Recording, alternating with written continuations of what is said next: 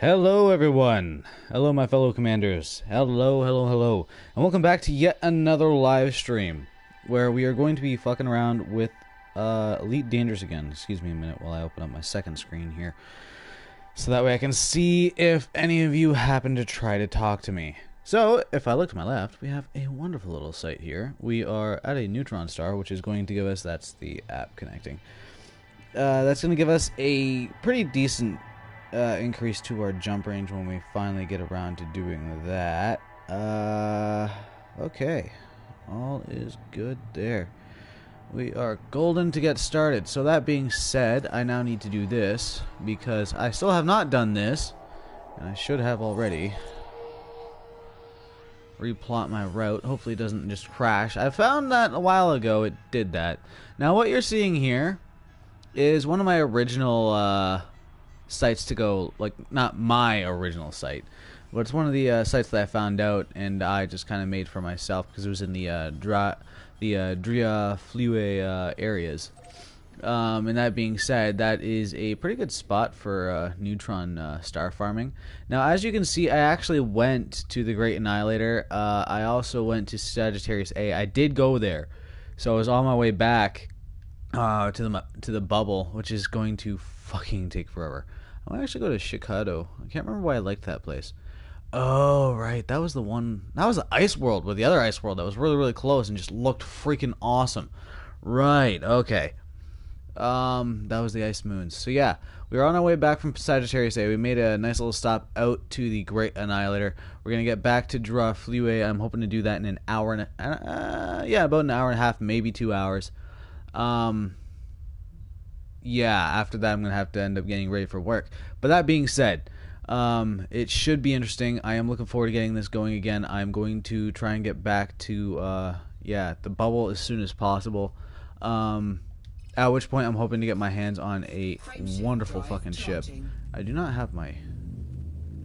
Do I? Ready to engage. No, there's no way. Alright, let's not go directly into this thing's fucking... Okay. Okay, now keel back, keel back. Whoa. I do not want to get stuck in you again. I blew up last time because of that fucking thing. Like, legitimately, I was heading towards the, towards Sagittarius A star, and I was trying to refuel at a neutron star. And man, the fucking thing just annihilated me. It was brutal. What happened is, it wasn't even bad. Like, it wasn't as bad as one might normally think. Oh, you get stuck, you can pull out and fly away. Oh, hell no. I had the worst possible thing happen. I got stuck inside of the jet cone, which is, again, it is fine. The jet cone is fine. But I also got stuck in its gravity stream. Like, in its gravity well. So I couldn't get out. I couldn't go into hyperspace to properly travel like I'm doing now, just to fly around. I couldn't do that. I just got stuck inside of the stream, constantly eating me away, increasing my temperature, and just killing me. It just another neutron star. Oh dear, jeez. That explains why it's 210 instead of 2 something, 220. But it was just terrible. I just got absolutely annihilated by it. Just fucking sucked. I got stuck in there for like, I think it was like almost like 10-15 minutes. Just waiting to die. Because I didn't want to just self-destruct. I was hoping that maybe under some like rare, unintelligible freaking chance that I may escape. Some way, somehow, that I may escape. That it'd let me out and I could just fly away. You know, like find a planet and hopefully it'd be low gravity with enough durability in my ship that I can repair the fucking thing. But no, I just, it did not let me do anything. I was just botched. It fucked me. Yep, screwed me over there. Which actually reminds me, I should probably check my modules. Seeing at 91%. Okay, we're good. Oh, fuck, I haven't scanned the system, have I?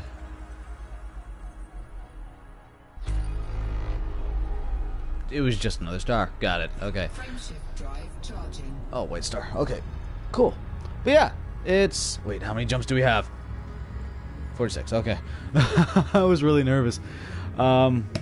Because sometimes when I replot a route, it'll go from something like 50 jumps all the way up to 80. Now, that's fine and all. But, yeah. I am not down to be doing an extra 30 jumps. Doing jumps like this when you're exploring already takes enough time, okay?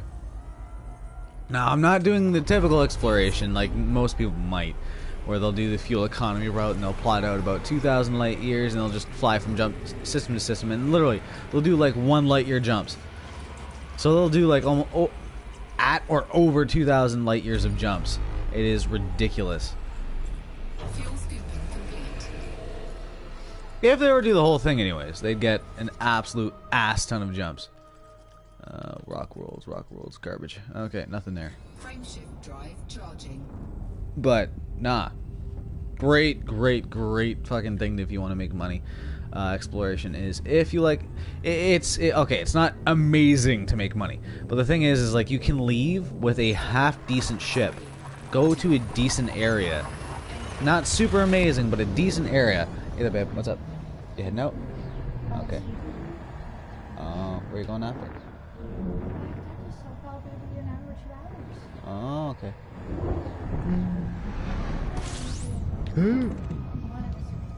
Yeah. Alrighty, babe. Catch you later. But yeah, fuck, what was I talking about? Something about exploration. Yeah, you can, okay, I remember. You can go out with a half-decent ship and just leave the bubble by like another like 2,000, 3,000 light years. Spend, honestly, a decent amount of time out there. Not just like, oh, a day or two. No, you spend a week out there exploring, being careful. You got to be extremely careful. Another neutron star. You have to be very mindful on what kind of stars and systems you're flying into. Especially planets that you're going to land on. And you have to be extremely ready for it. I was not. When I left, I did not have the stuff I needed. Not at all. There was a bunch of hardware that I needed that I just did not have. Just screwed me right over, it did. Oh fuck, we're flying into a neutron star, aren't we? Okay, there we go. Speed up just a little bit so that way we can just kind of get in there a little bit while we scan. Like, especially like my frameshift drive. That one in and of itself, it's fine. It can be a lot better, don't get me wrong. I mean, like, it's just an absolute ass ton better. Okay, I'm heading the right way. Wait, was it just... It was just the neutron star here, right? I did do a scan, right? Before we warp, we'll just do another one just in case. I'm pretty sure I did. But yeah, okay. You have to be extremely careful. Like, honestly, like, high gravity worlds. Another thing that I do have to remind you, honestly and truly, it's better to bring a goddamn shield than not to. Everyone argues, oh, don't bring a shield, it's extra weight. Fuck what they have to say. You don't need the extra fucking 0.1 fucking, or 0.2 light years. Like, even if it's like a 0.5 light year jump increase, it's negligible. It's not big enough for it to be like, oh, you gotta go far fast. It just allows you to get to those really remote areas sometimes, and even then I don't think that alone will really just hamper you that much of a to like really kind of. There's like nothing right now. That's not a, what is it? Is that No, that's just a rock world. That could... What are you?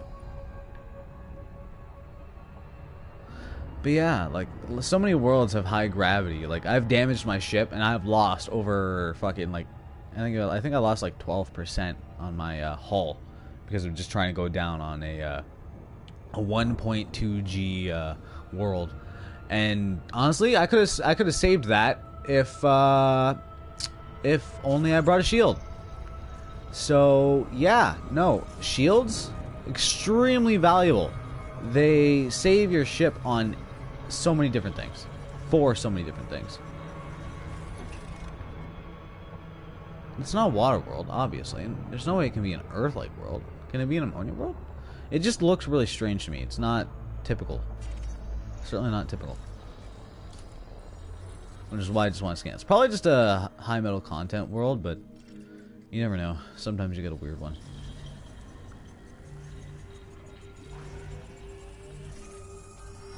Yeah, high metal content world. Okay. Still, it was worth scanning, just in case. Alrighty. But yeah, no, fucking exploration, like, look at this. Like, you get awesome scapes like this.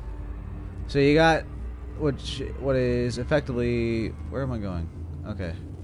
So, I'm still kind of inside of the, galactic plane, like the galactic chorus plane. I'm a little bit above it, not super far above it, but a little bit above it, which is why you'll see black. When I was looking around, there was black on this side and a whole bunch of light on this side. Great thing about the freaking Galactic Center, there's so much to explore. There's just so much. There's so many things that you can do. Honestly, like anyone that says, "Oh, this game has nothing," you can only do so much. You can only do this, that, or the other thing. The game is so goddamn open-ended. Honestly, like the main problem that I have with the game myself, specifically, is that there's honestly too much. There's too much to do, and it doesn't give you direction. It doesn't give you any knowledge as far as how to go about your day, which again is fine for a lot of people. I myself would like to have some direction. I jumped into this game completely blind, no goddamn idea what the hell I was doing, and the only thing that I knew what to do was honestly was fly. And even then I had to change up the goddamn controls to make it make more sense to me. Like, oh, it was intuitive, but man, oh man, there was just a lot of questions, so many goddamn questions that I wish I had the answer to when I first started playing the game. And honestly, I'm so grateful for the 2 or 3 or 4 people that I ended up meeting early on and playing with for a short time. Unfortunately, they don't play anymore, which is very, very unfortunate, because I'd love to do a stream with them at some point. I think I might have a long time ago. But no, like, they're adding so much to the game, and the thing is like, they're adding all these things. I haven't even, like, last time I was in the bubble was before the fucking Thargoids were around, okay? I've been out of the bubble for almost, like, 8 months. No, I've been out of the bubble for 8 months. It was back in October. I have not been in the bubble since October. Oh, man. I have been just lazily playing this. I have not been playing this like I should be. What am I doing? I'm just talking. I'm talking while flying around a star. Let's see here. Ooh, water world. That is worth money. Rock worlds, ice worlds, rock worlds. Okay. So we have one world worth value here. Well, it's over there, but it's here. Going to blue. There we go. Not to mention, I actually have a, I think I have like 2 paint schemes that I want to apply, which I need to get an Anaconda for. I have a Black Friday. There we go. I got the Black Friday skin that they had, like the last day of their sale for the Anaconda, and I'm actually sitting on 60 million right now, which is, I think, the most I've ever carried at any one given point in time. It's either the most or the second most, but I'm pretty sure it's the most. And that was just from exploring, honestly. That was flying out to where I am going now, and then going over to Colonia and finding planets and black holes, neutron stars, things like that. And it's just absolutely awesome. Now, when you first discover something, when you're the first to discover it anyways, you'll always get a huge bonus for actually finding it. Earth-like worlds are obviously worth the most. Neutron stars, black holes, and certain very uncommon stars. I think the wolf grade stars are very specific to being valuable. Not super valuable. Certain, again, another one that can be worth your time, but is not usually, is high metal worlds, high metal content worlds. They can be worth money. They usually aren't, but they can be. What else is there? There is obviously ammonia worlds. They are in the same class as Earth-like worlds. Well, in their money value, anyways. I think Earth-like worlds are. Now, don't judge me on this because it's been a while and I fucking didn't even realize what kind of star I was flying into. I'm pretty sure that they are about 40 or 80,000 credits. Again, it's I just used a little fucking picture that they have online to kind of like just guess how much it's worth, which I don't even have pulled up right now. But yeah, ammonia worlds are worth, I'm pretty sure, close to, if not the same as a Earth-like world. Next one down from that is water worlds, which are very valuable, and that right there is actually a water world, but it is not worth my time. At least not while I'm doing this. Not at all worth my time while I'm doing this. Most of the time I'd actually fly out to that, but no, I'm good. Not right now. If you want aesthetics, that is, like, if you honestly like want like aesthetic worlds and you want worlds that you can land on, you have like wonderful, beautiful colors and stuff like that, you're gonna be looking for specific kinds of stars for those. Specifically, the honestly, red dwarves are a pretty good choice for, or red giants. Sorry, not red dwarves. Specifically, like the really red stars, or blue stars, especially blue stars. They give amazing color to certain worlds. Like this one here, it's a genuinely white star, but if you can find one that's really bright, when you're trying to find something that's aesthetically pleasing and just an absolute beautiful thing to look at, you're gonna want something that's within, honestly, I'd say, within 100 light seconds, easily within 100 light seconds. So I already did my scan, right? Yes, I did. So if I look here. So what the system map does is it shows you how far something is away from the star, like its home body, pretty much. So I scroll all the way out here, and this one over here is going to be the farthest one away at 11,000 light seconds. This one's 4,000. This one will be closer at 3,000. This one here is closer at 2,100. Right. So that's how that works, right? And it's not how far away from me it is; it's how far away from the star it is. So this one here is 132,000 light seconds, or 132 light seconds away. So that one's going to have a really nice view. This one, however, is red at 222 light seconds away, which is fine. This one's actually worth scanning. Not super valuable, but again, it's another high metal world, which can be of value. And since I'm doing that, I'm just going to do this real quick. Now, I don't have an extensive knowledge on exploration or what the actual value of the individual planets are or anything like that, simply because, like, if I said that I'm like a professional and a senior advisory expert on the subject, you'd get the wrong impression. What I'm doing right here is just I'm trying to, like, I'm just trying to talk while I stream.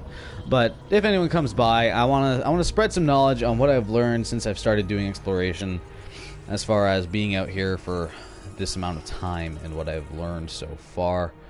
High metal content world, yeah. So that's a world that can be of value, upwards of 130,000 credits.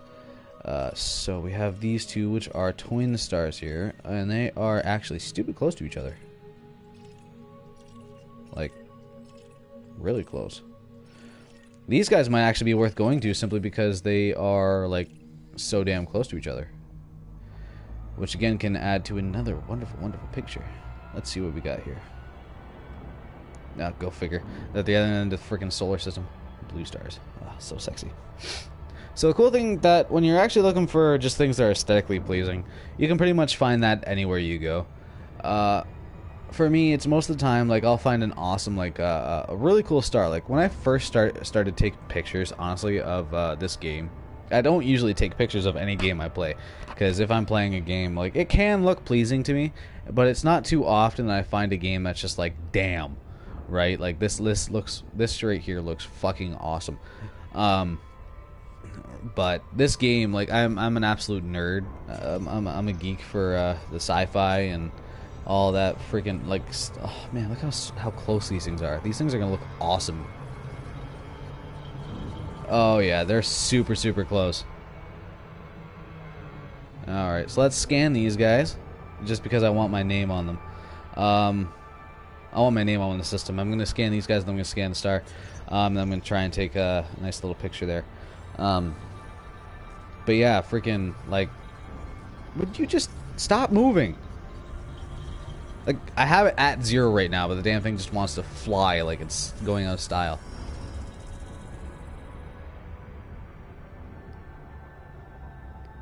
Like, goddamn. Oh.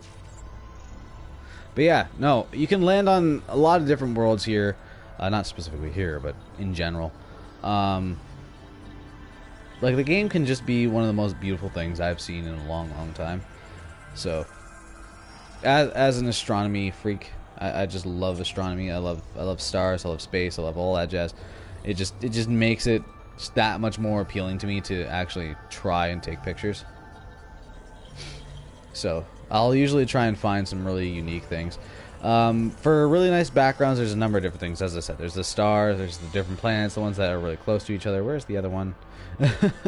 There you are. That's what I'm looking for. There's just... Oh, nope. Fucking... Yeah, there. So what I'm going to try to do is I'm going to try and, like, not so much... Well, I might land. No, I'm not going to land. I'm gonna fly around the surface and just kind of, like, see if I can't find something really cool that'll give me a nice little, backdrop as far as the star and the planet there. Because it's a binary pair, right? So it's just like, you want to find those cool things, and you just can't really always find stuff like that. So, this will be a picture moment, and then after that, we're going to move the fuck on. Move on. There we go. Alright. So, let's just get in here a little bit. Because I don't think it's gonna be too friendly to us. Orbital flight engaged. Yeah, I know. Oh, no.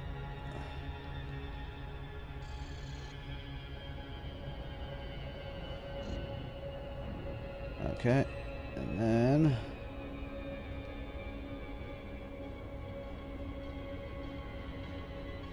Could probably do that a little bit closer from the surface, I think, but, you know. Good enough. That'll be one that I share later on my PSN. Alright. But yeah, you can find some really cool stuff. But yeah, so you gotta keep your eyes out on pretty much just a whole bunch of different stuff. For me, I look out for very specific things. Obviously, I look for the valuable world more than anything. I did not see what star we're going to. Excuse me for a second. Oh, coffee's delicious. Yeah, but I usually look out for the valuable worlds and the worlds that are just really unique looking, or just straight up fucking just they have a great way to look. Just absolutely amazing. Like the one that you saw me just go to. Like that one, that system right there was actually really surprising. I did not expect to see something like that. Water worlds are always ones that are always pretty cool to look at.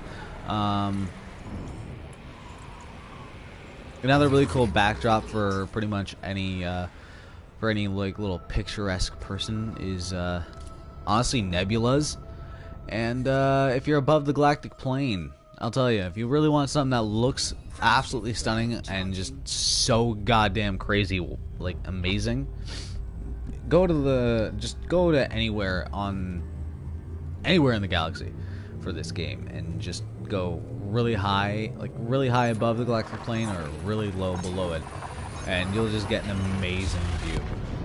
If you have a ship that can do over like 40,000 light seconds, or 40 light seconds, or 40 light years, there we go. 40 light years, you are set to just take an amazing picture. There's actually a couple of really, really nice spots over near the bubble. I myself did not discover them. I think it may have been Obsidian Ant who discovered the ones that I'm thinking of. Not 100%. I'm not 100% on that. But he is the one that I learned them from, and I haven't actually been to them yet.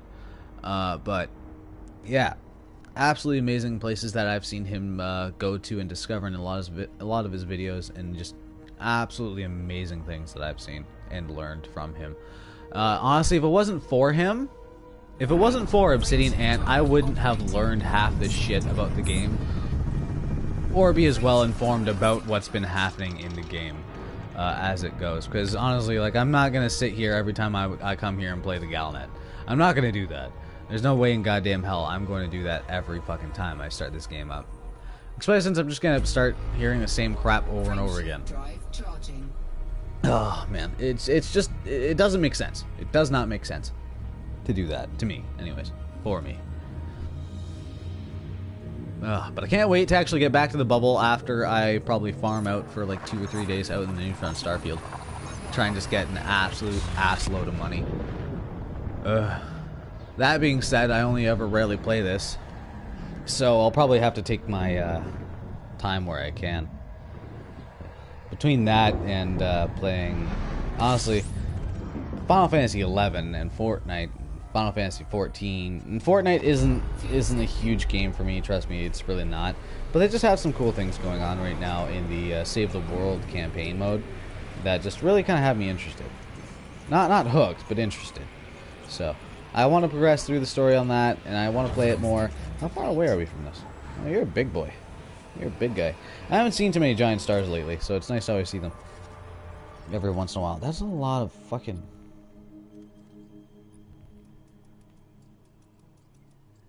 Okay.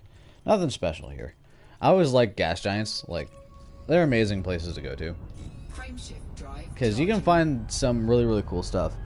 There was one small world, a really, really small world, that had a ring on it. And the weirdest thing is it actually had 3. It had one internal ring, and there was a space that you could fly through. Unimpeded, there was nothing there. You could fly through it. And there was another thicker ring, very, very pronounced. You could see it very, very well. And then there was, again, another, like, kind of medium, like, thick ring. And it was just really, really strange to look at it, and I just had to take a picture of it. It was the weirdest freaking ring system I had ever seen. But it was also the most fascinating, because it actually it was on a world that I could actually land on. So I went down to the surface of the world, and it was actually, again, beyond that, it was even a close planet to the star. So I landed on the fucking thing, I scanned the thing, and it blew me away. It really did. It blew me the hell away. It was amazing. Another white star. But it was unbelievable. It was absolutely crazy what I saw there, because it was a landable planet with a whole bunch of craters. It was just a brown rock world. And it was super close to the star. Not like retardedly close, but it was close enough that I could see a full sphere. It was a really, really close star. I think it was like, what was it? I think it was like maybe like 73 to 78 light seconds out. Can't remember where it was. I really can't. And I hope that, I hope I can find it again. I hope it's honestly the one that I marked. It's probably not. I can almost guarantee that it's not. But... because I'm pretty sure that one is the ice worlds, the twin ice worlds that I found with the giant crevasses and all that. I can almost guarantee you that's what that one is, because I'm pretty sure I marked that one, and it was just so goddamn cool. And you don't always find stuff like that, right? So it's like it really sucks when you find a world and it just looks amazing.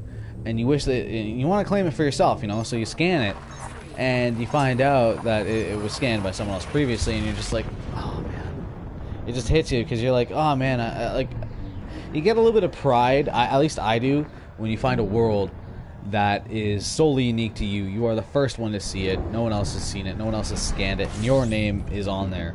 You just get that little sense of pride there for a explorer as myself. That being said, I am hoping that when I get back, I'm going to have more than enough credits. Because I'm probably going to put some mind-melting time into, honestly, just fucking around in that neutron star to get as much money as I can out of that system.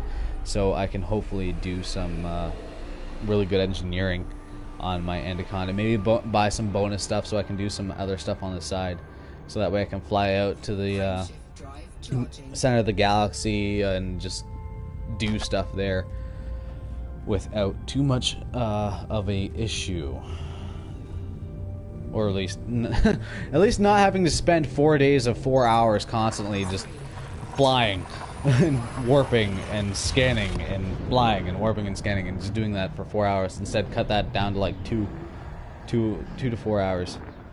Not even over 2 days, just 2 to 4 hours. Man. Because actually, I met a person on here while I was actually out. He still plays from time to time. His name is Bourbon. He's a really, really cool guy, and we actually spent, I think it was 3 or 4 days after I met the guy, just flying around. The guy, he brought out his Anaconda and he flew all the way out to where I was. I was just flying, you know.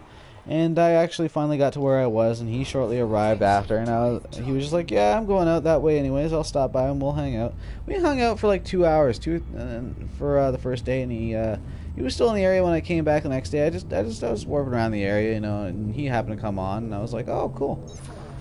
Let's catch up," and we messed around on a couple planets, and he helped me out too. He was explaining how exploration worked and how certain things did what, and what would have been useful for me to have brought from the get-go.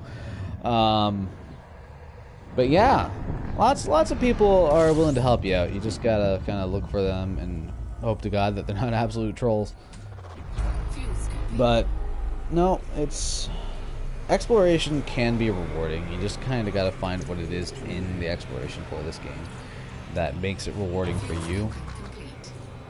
For me, there's not a thing about it that isn't. Like, again, this right here is my favorite kind of star to fly around. Like, just, oh man, just my absolute favorite, because they just look amazing to me. I love it. I just love it. That's a neutron star right there. Knew that before it even happened, because it's freaking only 26.6 light years away. Frameshift drive's at 89. Okay. Ugh. It's not too bad. I'm probably gonna let it go down to about 70 before I repair it again. And I have enough stuff to repair it, and then also like refill my AFM. So I do field maintenance unit. I should probably have. I probably should have brought 2 of them, so that way if the first one breaks, I can fix it with the second one.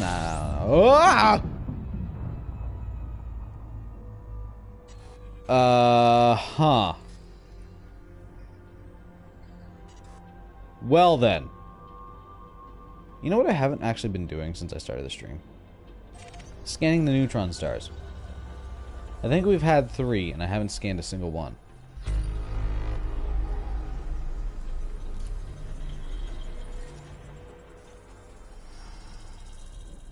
What the fuck, though? This isn't the first time I've seen one like this. Not even close, but like... Still. Whenever I see these guys, they terrify the shit out of me.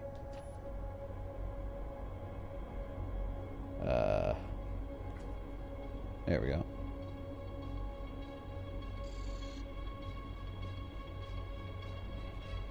Just take a picture of that. Funny part is that's still going at 60 frames and it's just not able to keep up. I feel like I don't want to be in that for long though. Like the way that moves is terrifying to me. Yeah, I get it. Just give me what I want, because this is really, really bright. Oh, good God. Let me out, you freaking bitch. Oh, you crazy whore. Let me go. There we go. Oh, sweet Jesus. Fuck you. She turned me around. She could have sucked me in. That's how dangerous those things can be. Especially those ones. Like, ah, you're a cunt. Wait, is that next one supposed to be a fueling star? Is that what it's saying? Because the problem is if I try and reroute, the chances are I'll just straight up fucking have to do more. That's the problem.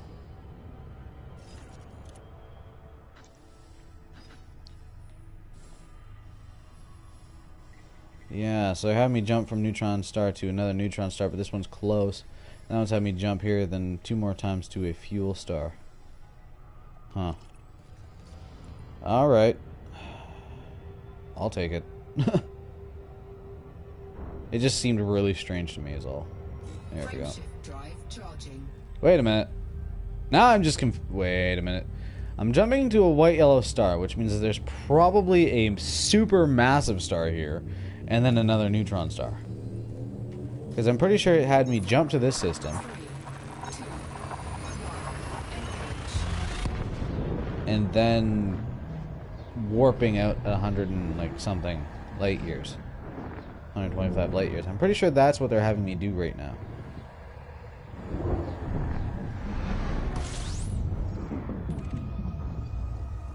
No, the next one's 29 light years.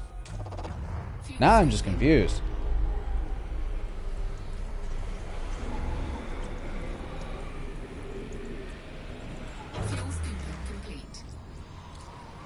Oops, wrong one.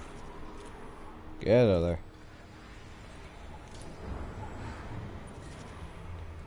Yeah, okay, so this one's just stars. Now I'm just really confused, because we just came out of a neutron star system.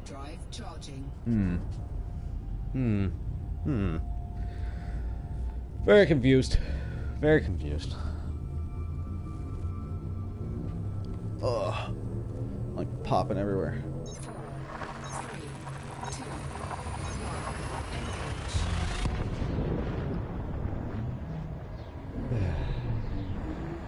I just have every star included just to try and make the jump a little bit easier. I also have it set to find refueling stars as well. I really should have been holding back on that. Okay, this one's not crazy. But yeah. Fuck, what was I just saying? I'm having like brain farts today, and it's really not going well.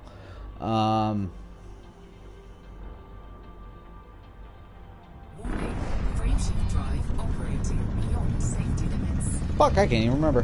Frameshift drive supercharged. Oh, that's useful. Oh, I haven't even done a scan.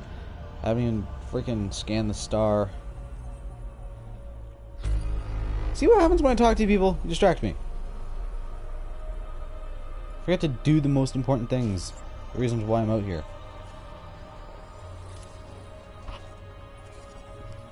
Oh wow, look at that.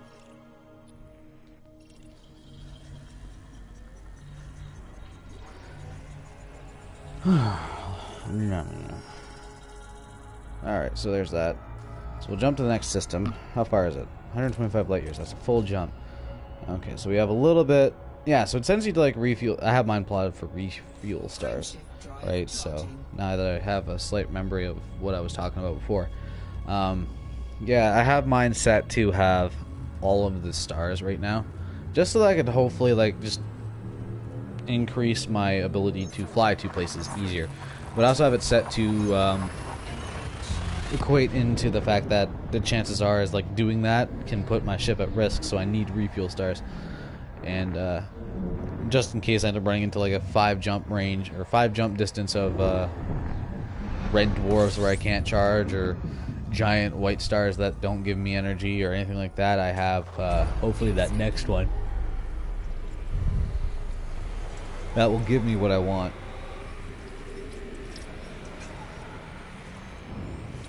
You know, like fuel, that fire, that which I desire. Give me fuel, give me fire, give me that which I desire. Yeah, that stuff.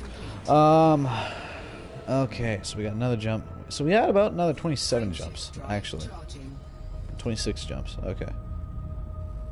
Man, it's just... game can look so pretty, and then you get like a blackness like that. That makes no goddamn sense. Cool thing, like another cool thing that you can actually find is local nebulas. You can use them for backgrounds as well, nebulas. But you have to find stars inside of the nebula. They're everywhere, but you have to find them.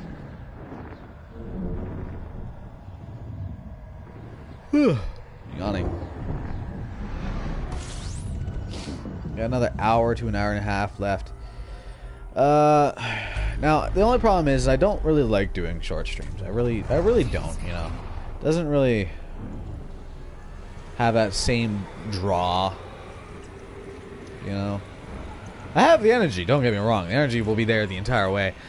I can be as energetic as Okay, I'm going to bed. I can be as enthusiastic and as energetic as I need to be for a short stream. Videos, again, they some of my videos can be really kind of just really long. Anyone who tells you, oh, it's streaming, doing videos, it's easy, you know, you don't have to do much, you just play the game and you have fun, you know, blah blah blah. This goes back a video from Markiplier, actually, time on YouTube, where it's not fun when you do for a job. You know, I don't get paid by YouTube. I don't get paid for YouTube, and I certainly don't consider it a job. I love this. I love doing it. It is something that I do for fun, and I enjoy doing it. But when you're doing it for so long, not just like, oh, I've been doing it for so many months. No. What I'm saying, like when you get to about like 2, 3, 4, 5 hours in, you know, of a recording of doing a stream. It really wears on you. It really does take energy, and it takes a lot of energy because it's a lot of focus. It's an amazing amount of focus because you gotta play the game, you gotta talk, you gotta like coordinate between doing these two different things, sometimes even more. I myself have to coordinate between 3 things anytime I do a stream. For the most simple of streams, anyways, things like Final Fantasy 14, I'm constantly struggling to do about 7. When I play that game. Monster Hunter, it's about 5. Bloodborne, it's I think for Bloodborne it's 5 again. The thing is it's the way it divides up your attention. Certain games will take more out of you, but you can also get enthusiasm out of a couple of different things. You know, taking a 5-minute break. You know, you take a 5-minute break away, you get a drink of water, maybe like a handful of like nuts or something like that, right? Just something to like help you relax, you know, something to snack on, you know, refuel kind of thing. Some coffee, tea, or anything like that. Then you come back and you feel a little bit refreshed, you know, a little bit better about yourself, and you just kind of do your best to continue on doing what you're doing before. But that being said, it's not my job to do this.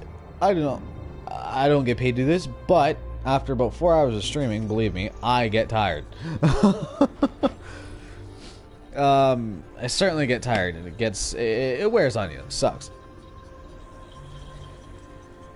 Because I myself would love to stream for hours upon hours and hours and hours and hours and hours.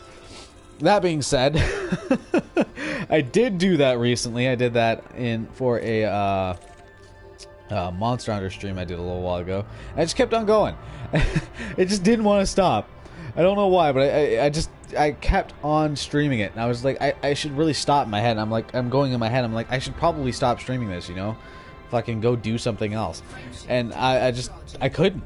I was having too much fun. But the funny part is I started at about, I think I started that stream at about 8 o'clock. I think it was 8 o'clock in the morning. I ended up ending it, I think it was at 4 o'clock. 3 or 4 o'clock in the afternoon. Like, that's hours. That is time. That is a lot of time I put into that stream. And the funny part is I would have went for another 12 hours if in my head I was just like, no, I need to stop. I need to stop streaming this. Like, it wasn't even so much for me or you guys. It was just like, who the hell is going to end up watching a large portion of a 12-hour live stream that's going to be sitting on my account? Just like, why did this guy do it? Like, why did he do a 12-hour live stream? I have no reason to do a 12-hour live stream.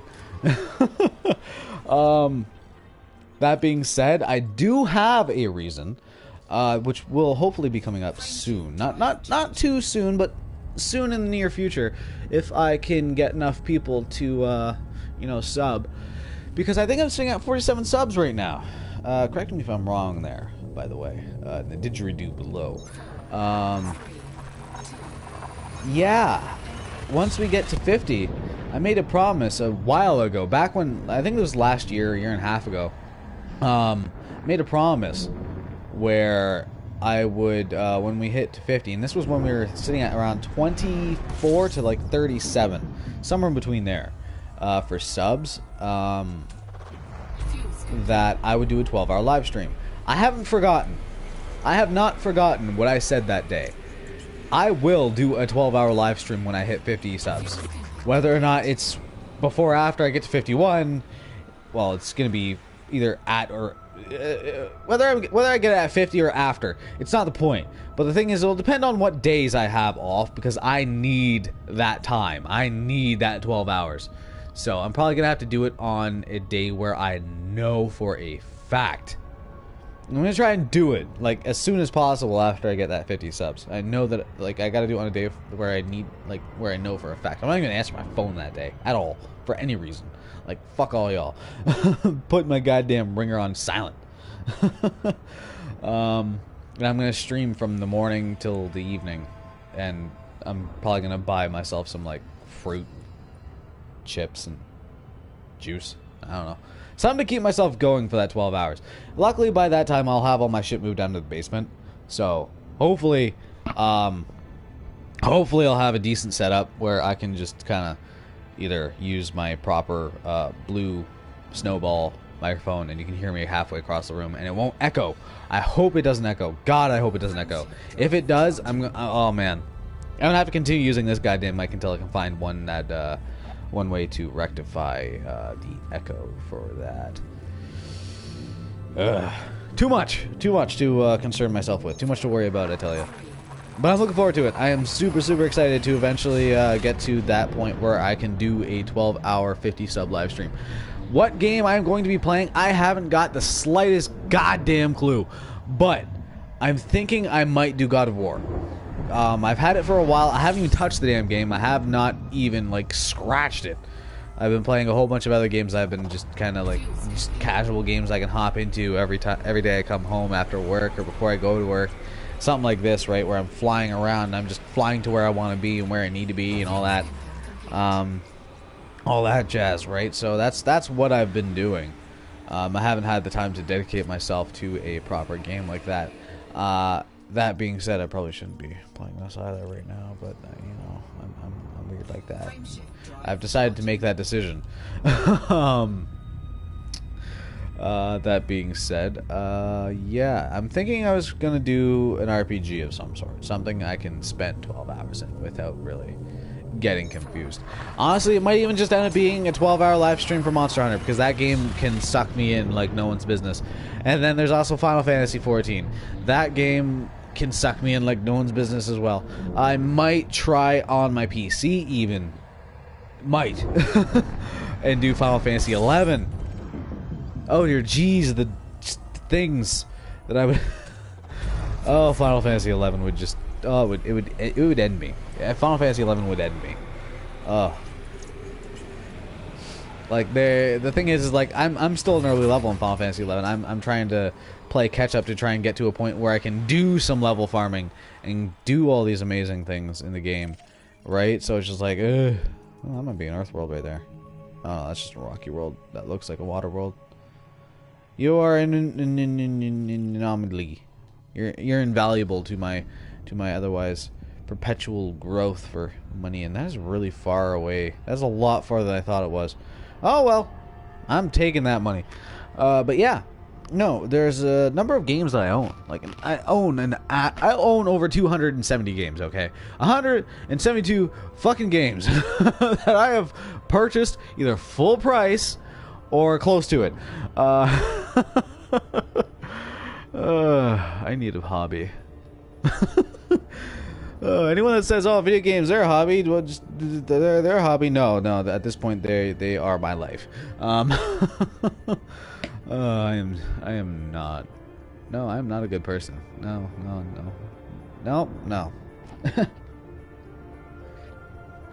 I don't have a life. I don't have a social life. Whenever I go out because someone else brought me out, or because I have to go out, not because I want to go out. If I could get away with never having to work a day in my life and just playing video games and enjoying myself and honestly doing that, I'd probably do that if I could. But yeah, I honestly just wish I could find that one game, that one game that would just engross me entirely and fully, like Monster Hunter did when it, like, for the first couple weeks actually of its launch, and then also Final Fantasy 14. That game has had me by the balls for years, and I haven't had a game in my entire life of playing video games at all that has honestly had me to the extent of Final Fantasy, like any Final Fantasy game, to be honest. It always seems to be Final Fantasy that always, like, engrosses me. The first one that actually had me, like, thoroughly had me that I can think of, because I'm not sure in the order that it happened, but I'm pretty sure it was Final Fantasy 12 first,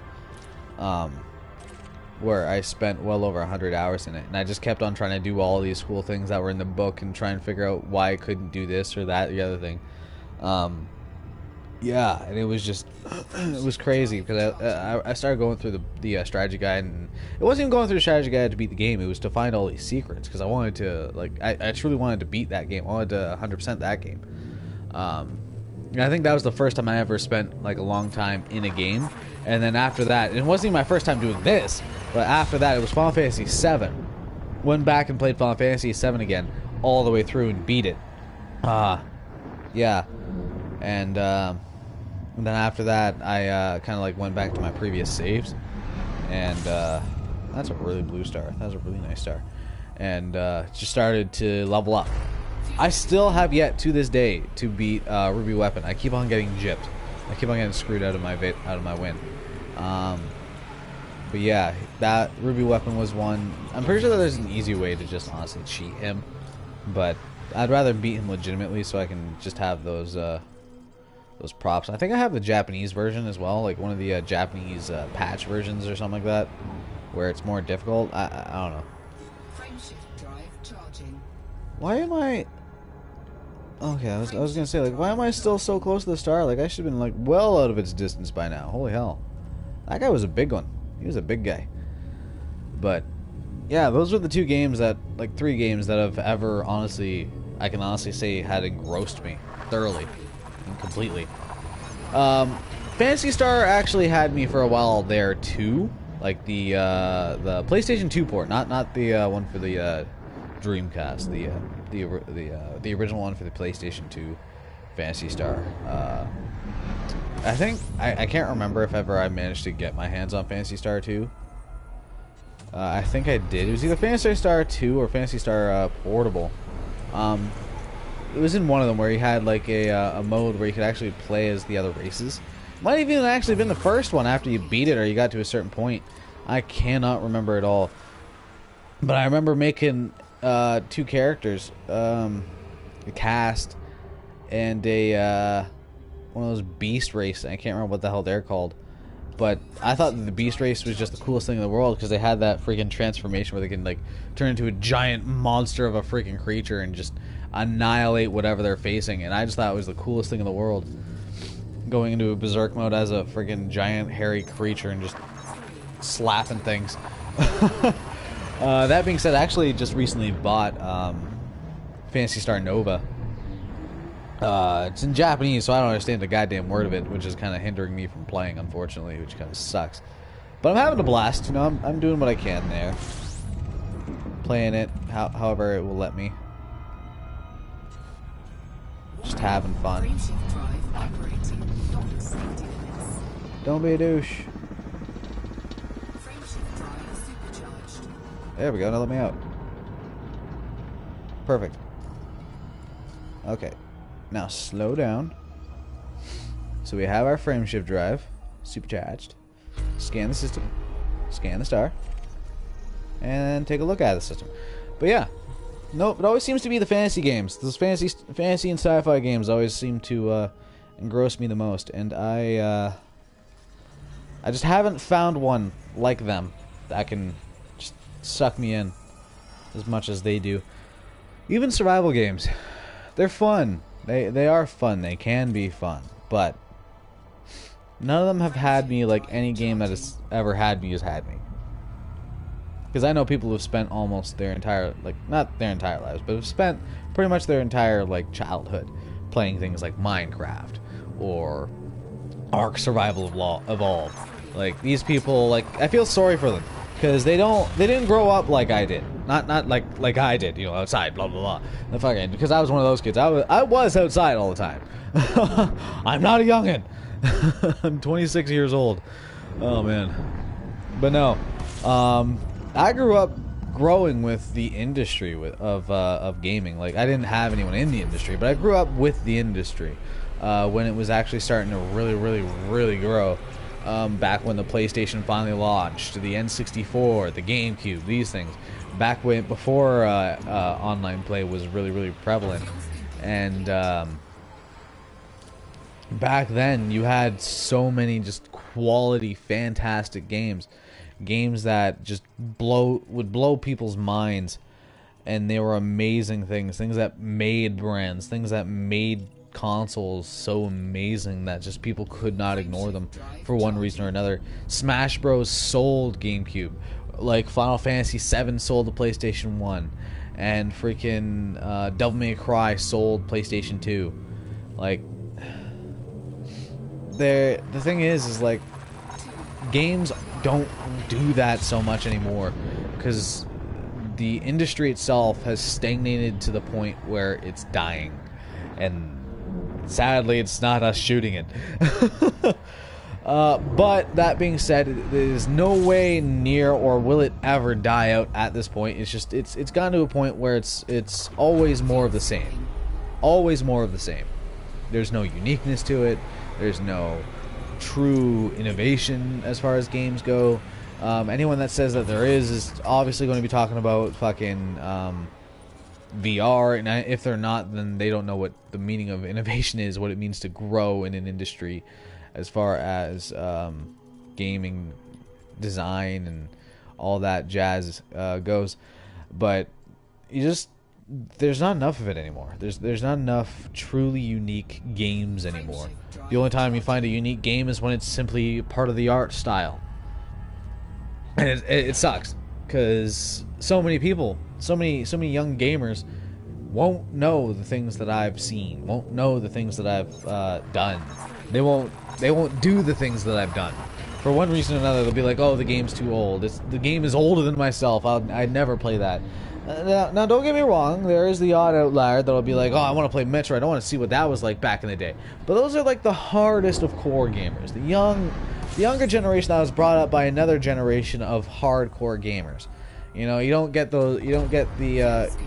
that from gamers who grow up with parents with lawyers for parents. You don't get that.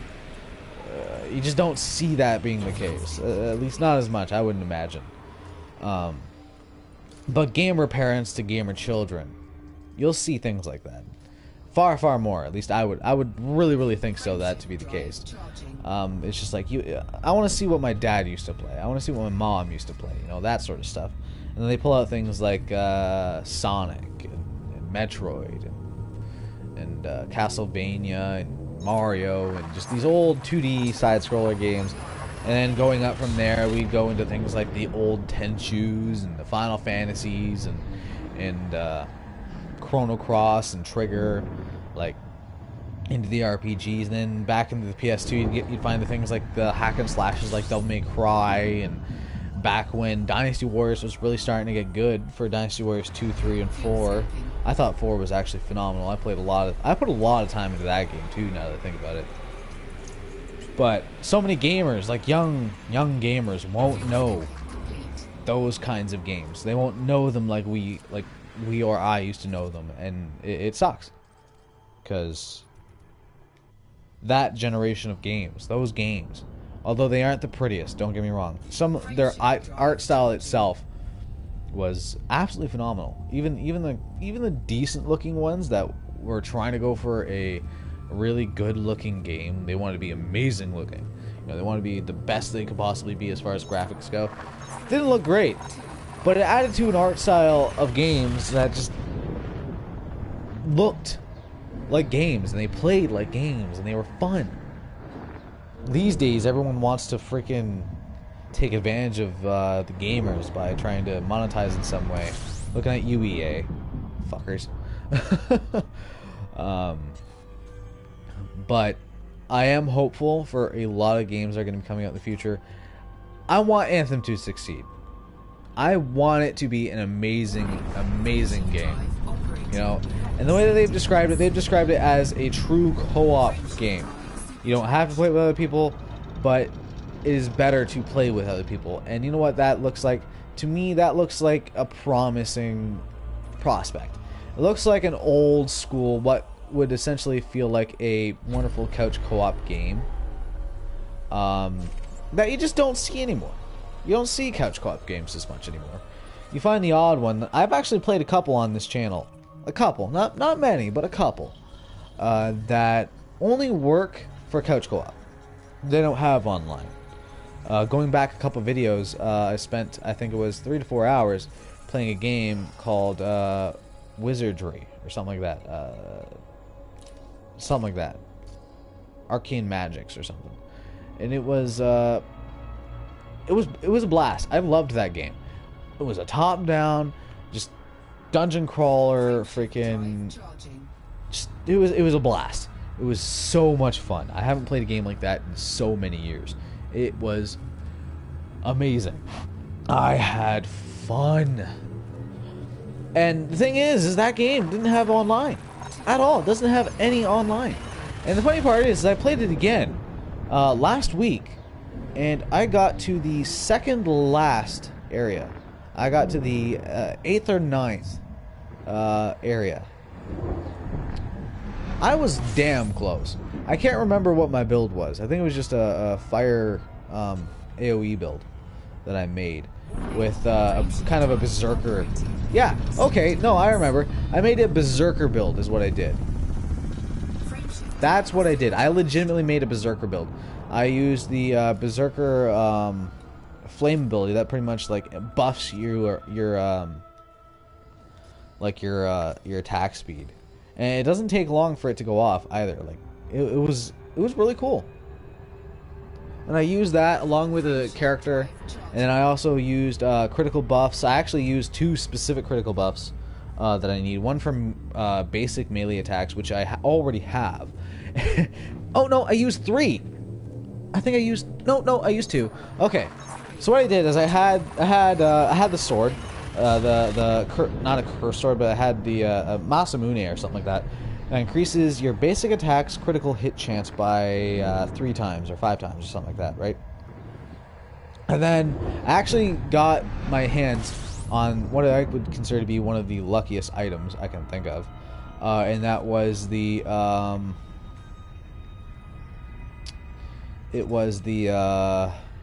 glasses, the vampire's glasses or something like that, right? And what that does is every time you crit, you get 1 health back.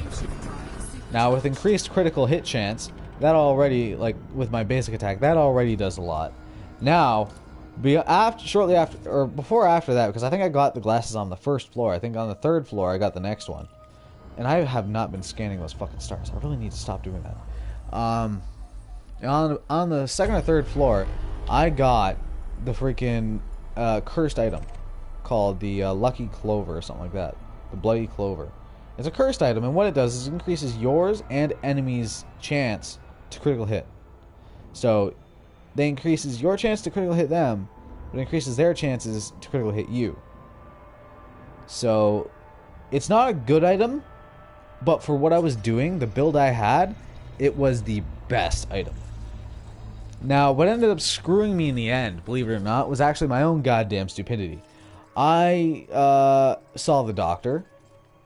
And the way the doctor works is she'll take a random spell from you, a random spell, and she gives you a relic in exchange. Now what happened is she took my berserk instantly. That berserk was the most important thing to my build because it increased my attack speed, and its cooldown was 6 seconds and it lasted for like 4. So it increased my attack speed so that way I could just constantly keep on mashing my freaking melee attack effectively. And just gaining my health back, no matter what. No one could do a damn thing to stop me. My abilities were fast, everything was great, and I was getting my health back like no one's business. And because of that, and her taking that, all that she gave me was an increase in health. That's all I got out of her. She gave me an increase of about 50 health to my already, like, I can't remember if I actually changed what I had or not. But yeah, no, it annihilated me. It destroyed me the moment she took that away, because I was then attacking slow. I was still healing all right, but because I was slowed down, I no longer had that extra control that I had before, where I could just slam into them. And it's games like those, roguelikes and top-down RPGs, offline games, things that you just play for the sake of just playing because they're a blast, you know, that you just don't see them anymore unless they're either made by a really, really small individual group of players or people, you know, things like that, or, you know, you just don't see them at all. And it sucks to see things like that, because games like those, they can be enthralling. They're not always, don't get me wrong, they're not always, but they can be. And when they are, they do a damn good job on, you know, sucking in a small niche player base of people who honestly want to promote their game. I myself, I love the idea of being some super powerful magic user. I don't always play as magic users in games, but whenever I do, it's usually because it's really kind of a neat concept. You know, being some super powerful super mage, you know, you run around and just blow the crap out of things, you know? Like, and especially lately, I've been running into the situations where I'm just like, you know what, I kind of want to play as a mage. And I've been running into that situation, believe it or not, because of my recent interest in anime. Like, well, as far as like the animes that I enjoy watching, specifically Konosuba, actually, because of how overpowered Megumin can be. That being said, it's just the whole idea, like, magic as a whole. You have access to some ungodly amount of power where you can just blow the hell out of a mountainside, for fuck's sakes. Like, that's the coolest thing in the world. You go out somewhere, armed to the teeth with some different level of arcane spells, and then you just walk up to some super massive beast all on your own. When you're just like, yes, at the snap of a finger, the damn thing turns to ash. Like, that idea to me sounds fun. As ridiculous as that sounds, like, a lot of people will say that doesn't sound like fun. There's no challenge in that. It's not the point. It's not what I'm trying to get at. The point is like, it's the whole power complex. You know, you play a game to enjoy yourself, to take you away from reality, not to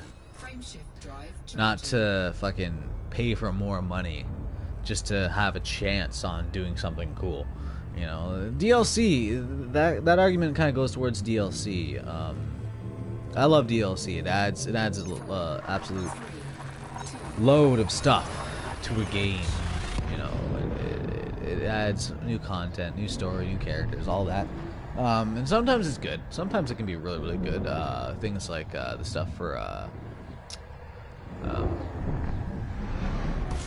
Dark Souls is a good representation of that, where they added a lot of really, really cool stuff. Another one is Earth Defense Force, believe it or not.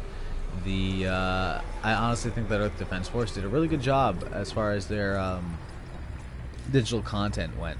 I thought they had some really cool stuff there. Added new weapons, a little bit of a new story. Not a lot of story, but a little bit of a story there, and just more. They added a lot more of the missions to do, and I had a blast. I didn't play through it. I certainly haven't played through EDF. Holy hell, freaking 125 missions. Scares me. And the worst part is like they want just to be able to gain access to the level selector or something. No, not level selector, but the ability to just kind of use whatever like equipment you want while you do a mission for the online missions. You have to have oh, your cheese. You have to have I think played through at least one full character through all of the difficulties for every mission, and it's just like, no. Like, it makes it really kind of redundant, really, really grindy, and really kind of annoying to me. To me, it does. To some people, they'll have fun doing that. They'll have a lot of fun doing that. Yeah, so we're in the Drua Flue area. Not quite to where I want to be. But yeah. No, it's... The game industry as a whole is amazing because it's going to be resilient, it's going to live, it's going to prosper. Thing is like, I feel like in the next couple of years we're going to see some serious changes, some severe changes as far as the industry as a whole, how gaming and gamers react to things, because we're starting to see the fact that they're just gouging us now. A lot of companies are just gouging us, and now don't get me wrong, I don't care for loot boxes. I don't think they are at all necessary, not even a little bit. They don't add to a game, they don't hinder a game, but they certainly do not add anything to a game in any beneficial way. That being said, what they can add to a game, however, is a unique sense of just getting something neat. I would say not so much something like useful or cool or anything like that, but getting something neat. Use that to like have a chance on getting aesthetic items, not permanent freaking things that can change the way, like permanently change the way things work, you know, or some super powerful gear. Look at free to play, and honestly, even there, right there, that word right there, the fucking free to play is the only thing I would ever in my mind ever consider saying like it could or should have this. It should have the boxes, because they have to monetize it somehow. They have to have some income, otherwise the servers will shut down. They can't play the game, right? That's the only place I want to see it. If I'm paying 60 or 80 bucks, okay, if I'm paying 80 bucks, I'm a Canadian, I pay 80 fucking dollars before tax, okay, just to get a fucking game. 80 fucking dollars, okay? That is more than a day's worth of money. That is a day's, like, for most people, that is almost a day's shift. An entire day's work for a fucking game, okay? That's how I equate things. I personally equate things different in a weird way. But yeah, it's ridiculous. The cost of the game is already high. Yet they want to still try and rob us of every fucking nickel, diamond, penny that we possibly could have in our pockets. Simply because $60 isn't enough for them.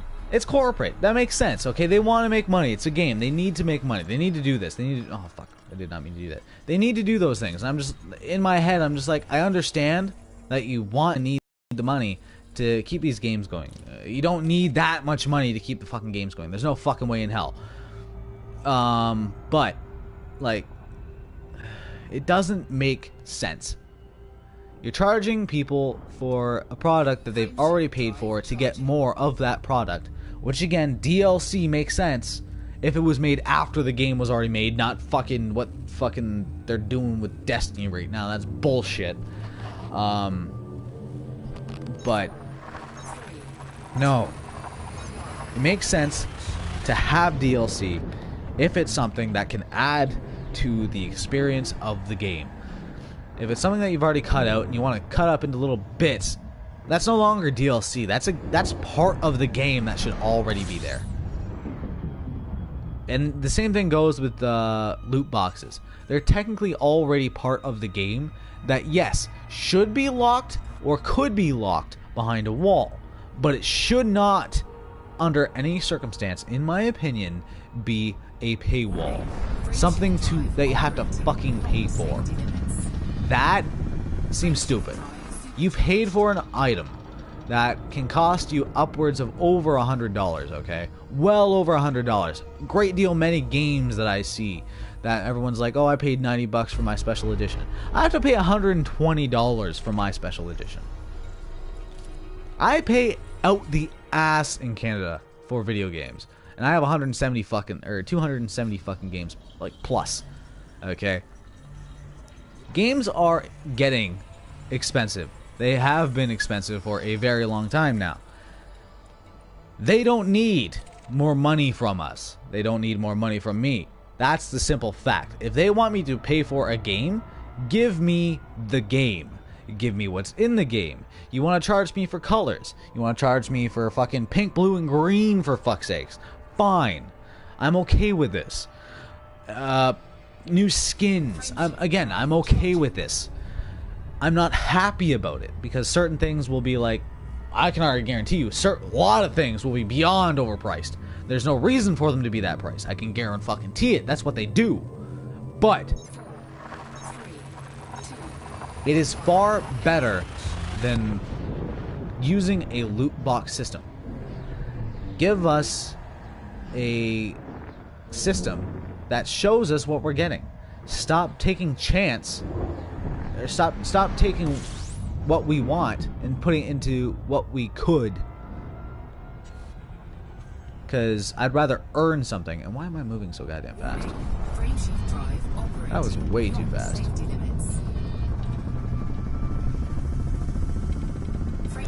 There we go.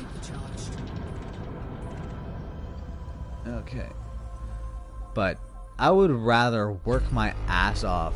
Not like to the bone, but I'd rather work my ass off to earn something.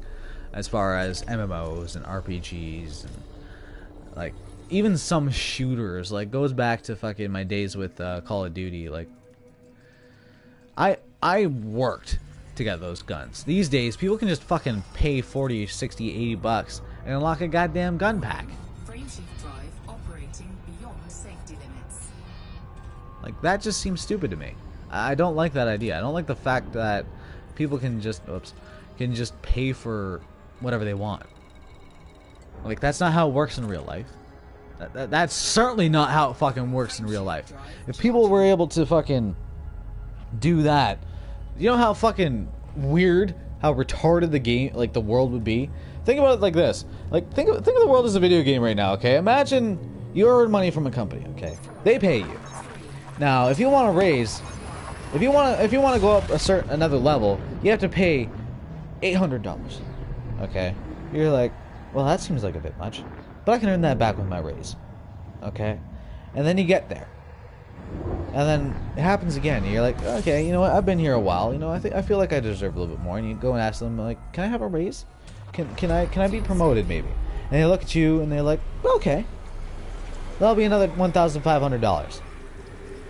And that is how the industry is right now. And it is really fucking weird to think about it like that, but that's how it is. That is exactly how it is. We are their little honeypot bees, and they're just fucking farming us, and it's disgusting. It sucks, because, again, I've been around a while. Not since the beginning, but I've been around a while. Since when the industry started to really, really come back and when it started to grow. I've seen it all. But I'm certainly no professional on the subject. That's for damn sure.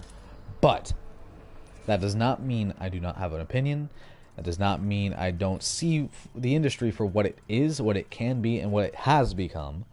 And certainly not for what it fucking was. But it's the way that it is right now, unfortunately. And again, I can say it as many times as I fucking want.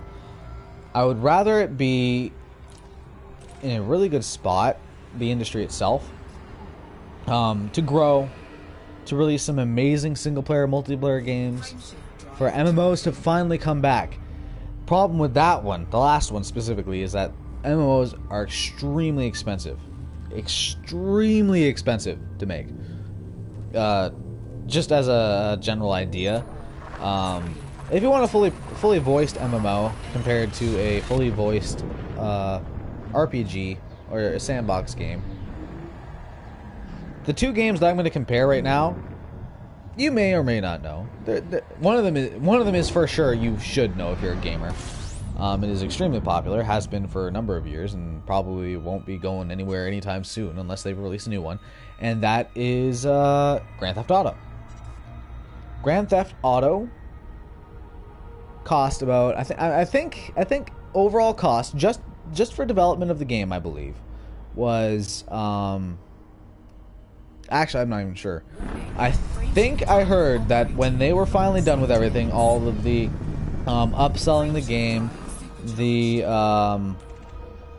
development of the game costs, all that. I think it came up to about $120 million. I believe that's what they said. $120 million. Something like that. Now, this other one, now, I don't consider it to be extremely amazing. It certainly wasn't successful when it first launched. Not at all, but they put a lot of money into it because they thought that it would be successful, and I really wished it was. And that's Stargate. Or not, sorry, not Stargate. Star Wars.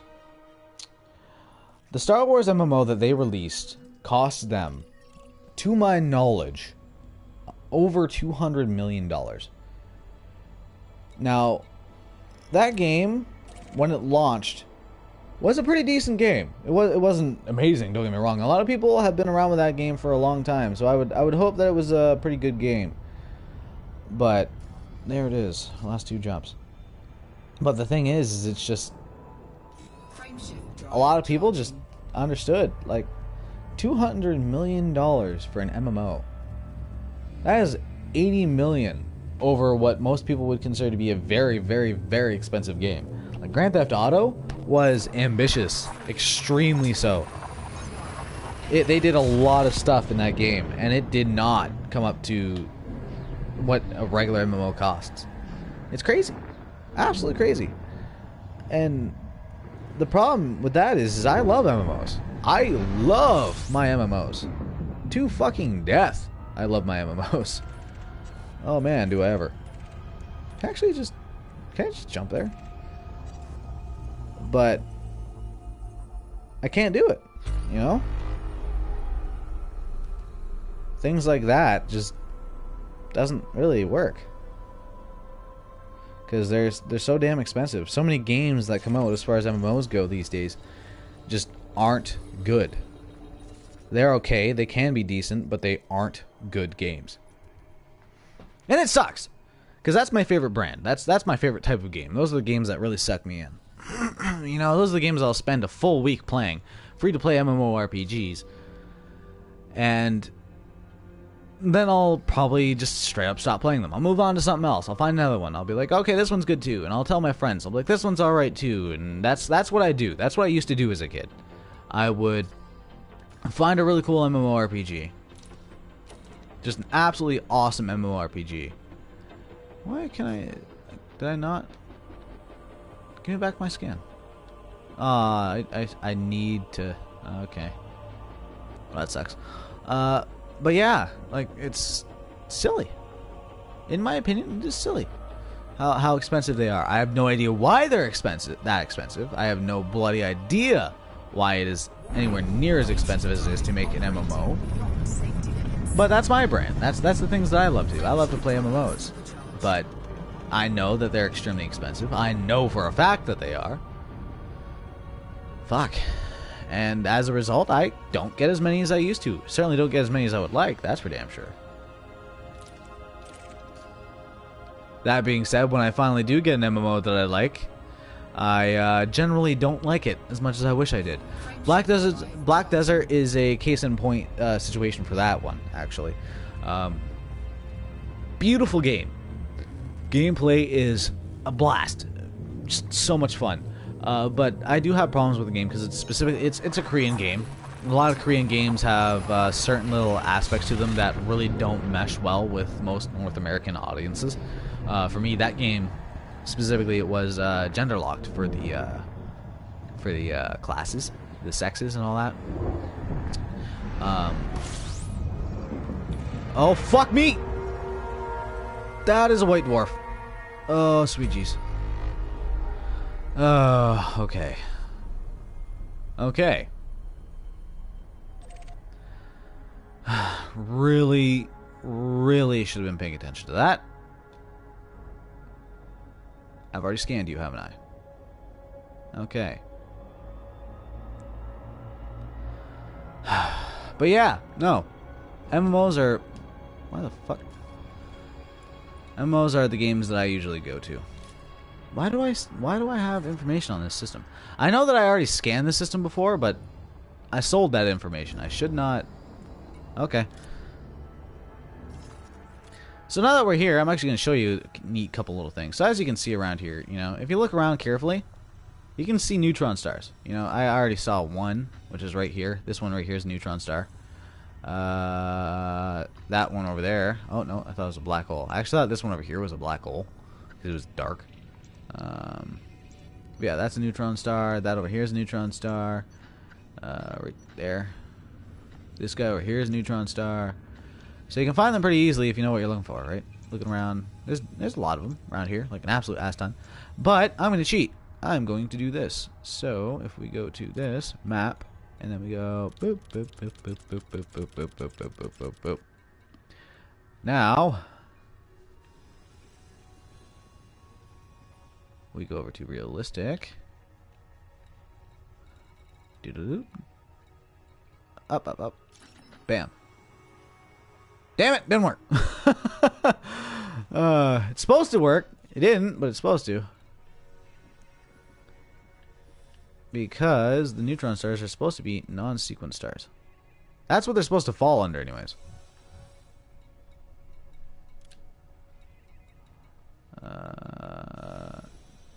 That's what they're supposed to fall under. So why aren't they there? Strange. Huh. I wonder why. I wonder if that's only because there's not any around here that are just white dwarves or black holes. Strange.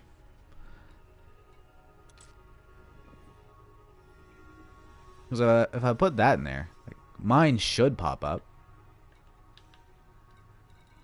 Unless I have to go back up to here. So let's see here. What do we got? I want information on the system. I have no idea what's here, but apparently it doesn't matter. But yeah, that's supposed to... Oh, okay, I see.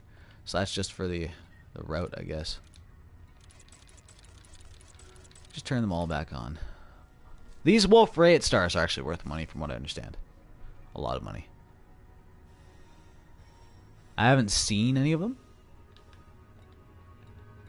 myself. I haven't been to Wolf System, but yeah. Just do what I freaking want. Damn it. There we go. Okay. So yeah, we're in a system with a couple of neat stars. Now, the cool thing is, if I go over here, I can actually see what kind of stars there. That's supposed to be... That looks like it should be a white dwarf. It's not, but it should be.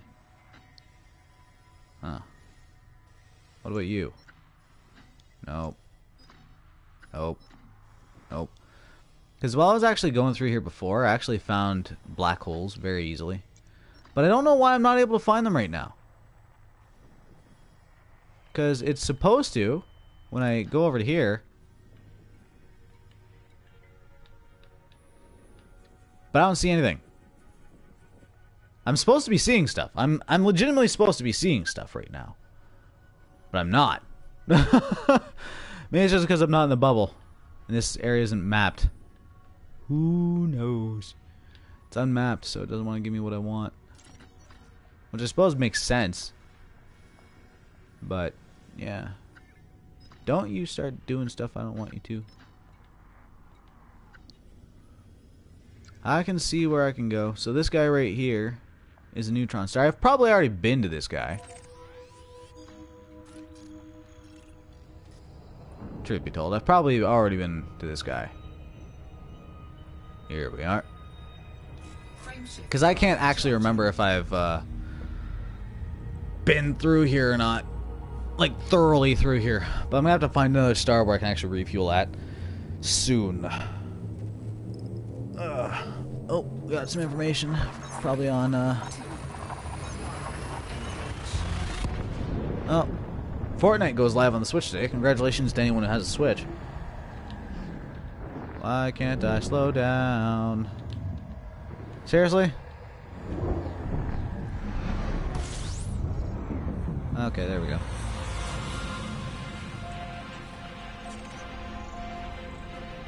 Why did the music suddenly kick in?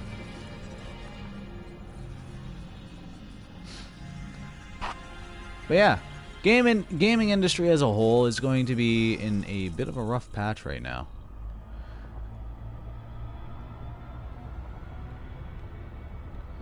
I expect it will eventually kick back. I hope it will, because I wouldn't expect it to be any other way. Unless we end up going through some kind of a weird situation where the only thing that's going to save it is going to end up being VR. Which, if that's the case, I'm perfectly okay with, as long as it's affordable. Because, yeah... It's approachable, but it's certainly not affordable. There's actually a whole bunch of VR places in my city now.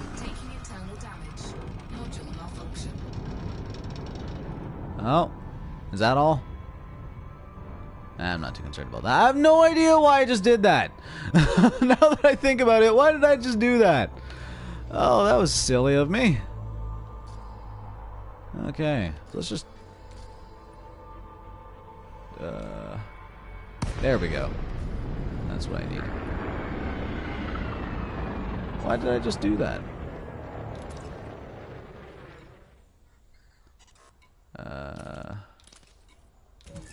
There we go. We'll repair that.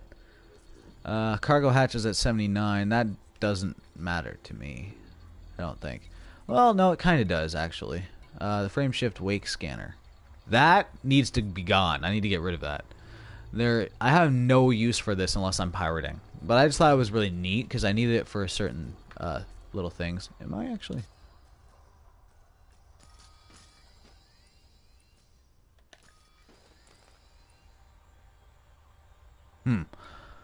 I thought I was seeing things like move around me. It's probably done now, but hell do I know.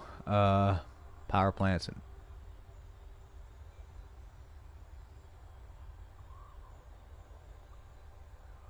Sorry, I just keep on seeing this blue thing down at the bottom of the screen. I'm just trying to keep an eye out for it because it's kind of... Oh, it's me. Okay. it's my character moving their hands. I'm like, what the fuck is that? Advanced discovery scanner. That is a necessity. I love how that's actually just a thing. Thrusters are at 94, that's fine. Autofield maintenance unit is all the way up there, that's good.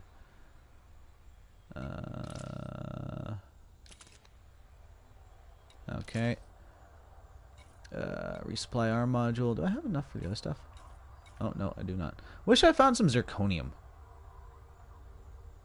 Ruthenium is what I needed as well. Ruthium. All it does is increase the repair speed, but still. I have enough of this stuff. Way more than enough. How many? 5 more refills. So yeah, that'll get me back easy without any worries. However, that being said, I really should not have gone in there this time.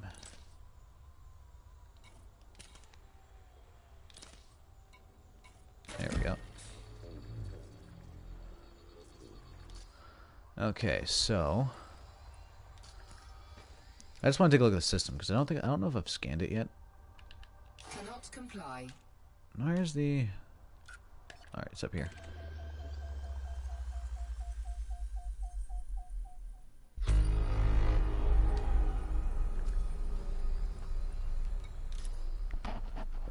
I thought I scanned the system. I'm getting very lazy in that. Huh.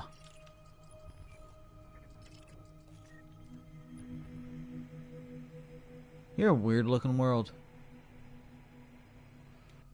Probably not worth anything, but you're a weird looking world. Alright. And that should be done. Oh, it's good enough anyways. Alright.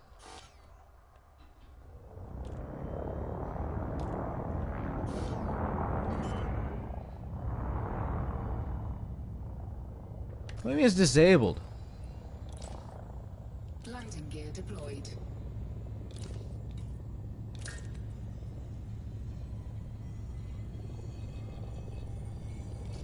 Landing gear retracted. There we go.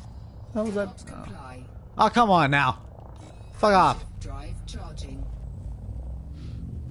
Bitch. Alright. Ready to engage. I'm already throttled. 3, 2, 1. Engage. Okay. Getting back to it. But yeah, so we finally made it to where we want to be. We're about 20,000 light years away from the bubble. That being said, I'm going to be staying here for a while. What am I doing? I don't want the system map. I want the galaxy map. There we go. Okay, okay. So, thought I found a black hole. I was like, ooh! I did not. That is a neutron star. So this time I'm actually going to be flying upwards instead of downwards, so that way I don't cross anything that I've already been to. I'm going to be spending a lot of time here. Frameshift drive charging. As long as I don't run into any white dwarves, I'll be happy. Truth be told. Like, I fucking hate those things. That being said, I don't need to refuel at the damn things either. Ugh, just need to make sure that I find stars that I can. Every once in a while. Just to be sure, you know.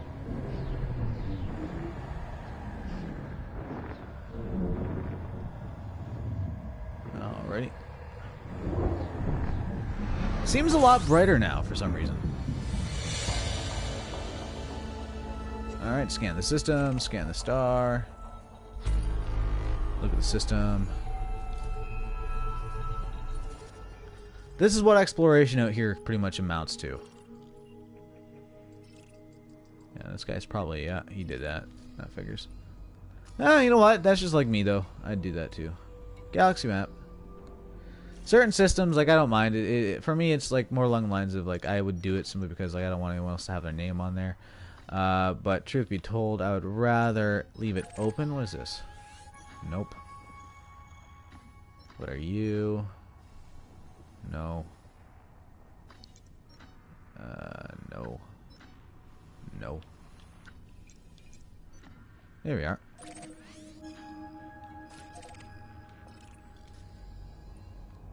There we go.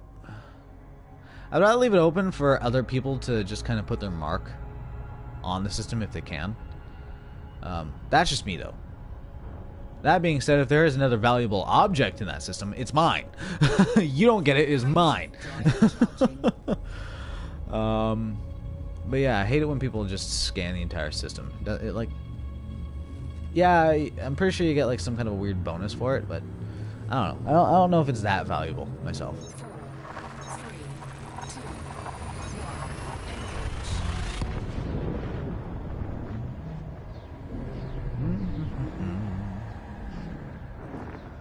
engage. Crap. Oh, there we go. Thought I waited too long.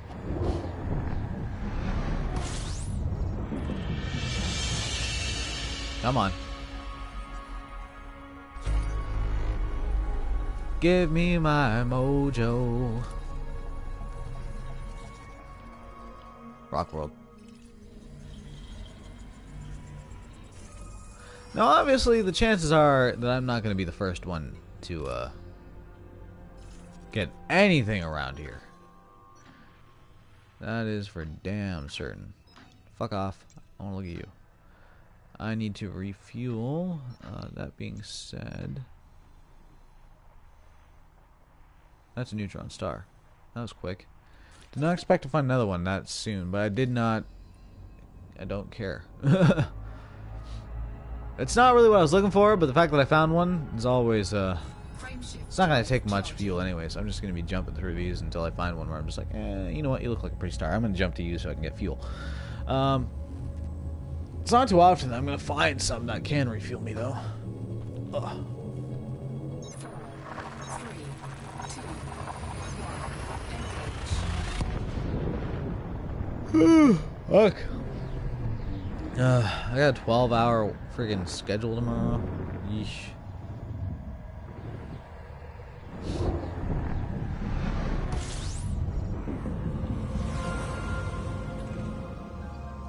Hello, motherfucker. Give me your stuff. Wait, did I find rocks? Man, there's a lot of stuff here. Oh yeah, asteroid field. There we go. Okay, let's get out of there. Okay, okay. So I think I saw another neutron star that was actually, fuck off, really close to here.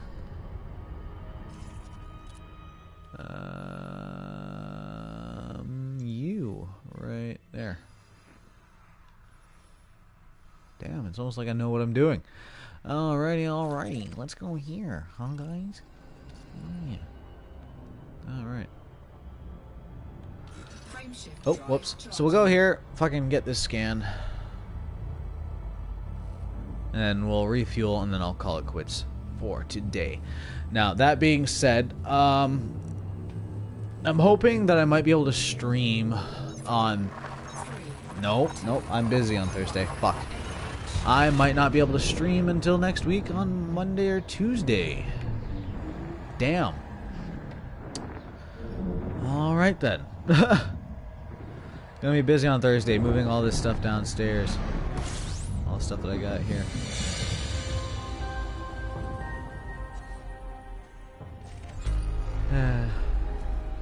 Oh well.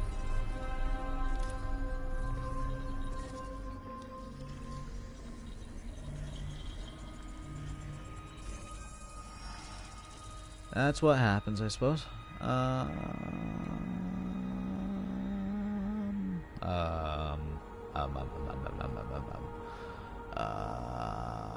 Right. I just went full Dirk right there. I did not know what I was doing. So hopefully you will refuel me. I have no idea. Let's go to that guy. Also, I found out that by flying to another system, actually just flying to another system, not jumping, yeah, you definitely, for sure, do not see anything. I found 2 stars that were really super close to each other. They were like 0.18 light years away from each other, but they were 2 separate. Fuck. Yeah, they were like 0.13 light years away from each other. But yeah, they were 2 separate star systems. So I flew from one to the other, and yeah, you don't see anything. Like, you can't just fly between them, which really kind of sucks to me. That sucks to me. Like, it's all right, it's fine, but it still sucks.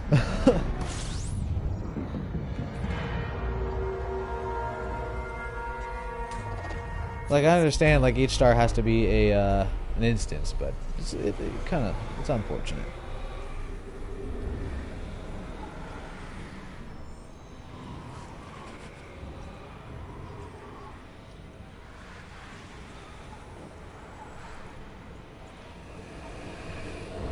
Alrighty. So let's see what they have here. If there's anything of value here, it probably actually is. Wouldn't be too surprised. What do we got? What do we got?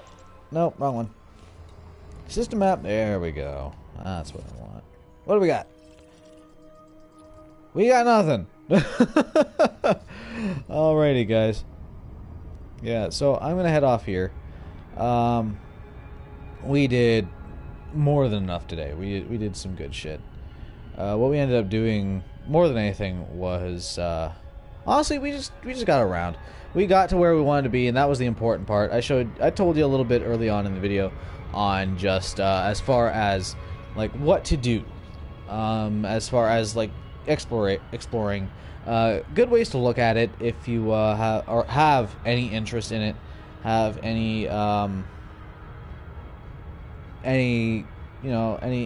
all interest in it, or just you just want to see cool things, get cool pictures and stuff like that. Specifically, honestly, if you want good really cool pictures, find worlds that are really close to the star, or not neutron stars, nebula.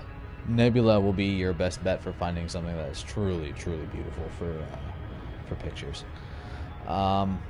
But yeah, guys, I honestly do appreciate anyone who happens to stop by. If you happen to get this far in the video, please do hit that subscribe button, because it just takes me that one step closer to having to do that 12-hour live stream. Oh, there's a lot that I'm gonna have to plan out for that. It's gonna be fun though. I'm gonna have a blast doing that. It's gonna be a great time. We'll be halfway to 100 subs. I'm super stoked for that. We're close. We are so close. And I am seriously, like, ever so very happy that we've even gotten to this point. Like, it's it's astronomical. Like, truth be told, I was figuring that I'd just pretty much be, well, okay, that's a lie. I was expecting, not by now, but at some point that we'd eventually get up to about like maybe 1,000 subs, and that'd be about it. You know, I'd be like, cool, you know, 1,000 subs, that's awesome. You know, I'm happy, kind of thing. But I'm gonna get some coffee. Oh, coffee's good. But still, that being said, I am super blown away. I am super happy that there's even like a couple of people, you know, that stop by every once in a while, come back, watch my videos, drop a message. You know, everyone, like, it's very rare someone drops a message. It'd be cool if more people would drop a message, but you know, yeah, that's the thing. But yeah, it's always cool to be able to talk to you guys, play games. You know, I got a hold of Mew 3. We were playing Borderlands for a little while. It wasn't long at all. We got through the first area. We played Borderlands 2. We tried to get Starbound. Yeah, I was gonna say Stardew Valley. Tried to get Starbound to work, but he's having issues with his copy of it right now, so we haven't had a chance to play that. If we do, I do want to get some recording going for that. Maybe do a couple of videos for that one. I think that'd be really cool. You know, maybe involve the community in a couple of other little games. I think that'd be pretty awesome. But yeah, guys, again, as I said, if you happen to enjoy what you saw today, please feel free to hit that like button, and please do not be shy to subscribe. We are getting close to that 50 range mark. We will then do a 12-hour live stream after. Who knows? Maybe I'll be able to drag one of my friends over, and we can have a little bit of fun that way. So yeah, guys, I will see you in the next one, or whenever I may. Have a good one, guys. Bye-bye.